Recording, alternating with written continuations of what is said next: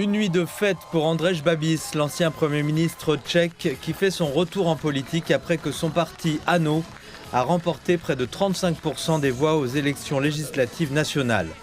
La coalition de centre-droit du Premier ministre Petr Fiala est arrivée en deuxième position avec environ 23% des voix après le dépouillement dans presque tous les bureaux de vote.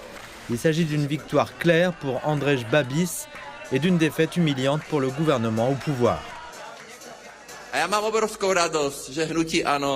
Je suis extrêmement heureux que le mouvement ANO ait obtenu un résultat historique. Oui, historique, et nous verrons comment cela se passera, mais nous avons certainement d'excellents chiffres, les meilleurs chiffres de l'histoire de notre pays. C'est un retour que peu de gens avaient anticipé. Andrej Babis, qui a déjà été accusé de fraude et critiqué pour des conflits d'intérêts, détient désormais le mandat le plus fort de la politique tchèque. Pour moi, c'est vraiment le summum de ma carrière politique. Je n'y croyais pas.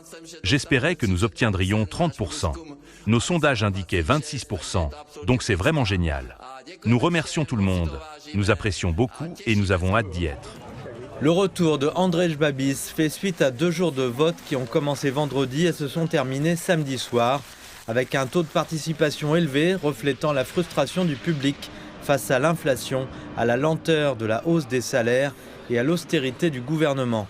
Le Premier ministre Petr Fiala a déclaré qu'il félicitait M. Babis pour sa victoire, qualifiant celle-ci de résultat clair et s'engageant à assurer une transition en douceur. Aucun gouvernement en République tchèque n'a été réélu depuis 2006.